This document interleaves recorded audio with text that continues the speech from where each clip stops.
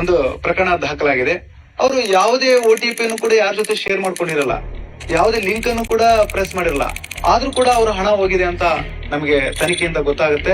50,000 at time ಹೋಗ್ಬಿಟ್ರಲ್ಲ, ಹಿಂಗ ನಾವೇನು ಮಾಡಿಲ್ಲ ಅಂತಂದ್ರೆ ಸೊ ಡೈರೆಕ್ಟ್ ಆಗಿ ನಾವು ಪೋಸ್ಟ್ ಆಫೀಸ್ಗೆ ಹೋಗಿದ್ವಿ. ಅಲ್ಲಿ ಹೋಗಿದ ನಂತರ ಅವ್ರನ್ನ ಕೇಳಿದ್ವಿ ಸರ್, ಬ್ಯಾಂಕ್ ಮ್ಯಾನೇಜರ್ನ, ಸರ್ ನಾವು ಈ ತರ ಆಗಿದೆ ಅಮೌಂಟ್ ಇದಕ್ಕೆ ಸರ್. ಅವರೆಲ್ಲ ಚೆಕ್ ಮಾಡಿದ್ರು ಸರ್ ಸ್ಟೇಟ್ಮೆಂಟ್, ಈ ಸ್ಕ್ಯಾಮ್ ಆಗಿದೆ ಅಂತ ಹೇಳಿದ್ರು ಸರ್.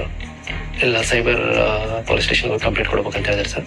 ಅದರಲ್ಲಿ ಕಾಲ್ ಫಾರ್ವರ್ಡಿಂಗ್ ಅಂತ ಒಂದು ಸಿಸ್ಟಮ್ ಇದೆ. ಆ ವಂಚಕರು ಅದನ್ನ ಯೂಸ್ ಮಾಡ್ಕೊಂಡು ಇವ್ರಿಗೆ ಗೊತ್ತಿಲ್ದಂಗೆನೆ ತಮ್ಮ ನಂಬರ್ಗೆ ಕಾಲ್ ಫಾರ್ವರ್ಡ್ ಮಾಡ್ಕೊಂಡು ಇವರ OTP ಆಗಿರ್ಬೋದು, ಇವರ ಸಂದೇಶವನ್ನ ಆಗಿರ್ಬೋದು ಅವರು ಓದುವಂತ ವ್ಯವಸ್ಥೆಯನ್ನ ಮಾಡ್ಕೊಂಡಿರ್ತಾರೆ. ನಮ್ಮ ನಂಬರ್ಗೆ ಕಾಲ್ ಫಾರ್ವರ್ಡ್ ಆಗಿದೆ ಅಂತ ಚೆಕ್ ಮಾಡ್ಕೋಬೇಕಾದ್ರೆ *#67# ಗೆ ಡಯಲ್ ಮಾಡಿ ಚೆಕ್ ಮಾಡ್ಕೋಬೇಕು. ಅದನ್ನ ಸ್ಟಾಪ್ ಮಾಡ್ಬೇಕಂದ್ರೆ ನಾವು *002# ಗೆ ಡಯಲ್ ಮಾಡಿದಾಗ ನಮ್ಮ OTP ಗಳು ಬೇರೆಯವ್ರಿಗೆ ಹೋಗೋದು, ನಮ್ಮ ಸಂದೇಶಗಳು ಬೇರೆಯವ್ರಿಗೆ ಹೋಗೋದನ್ನ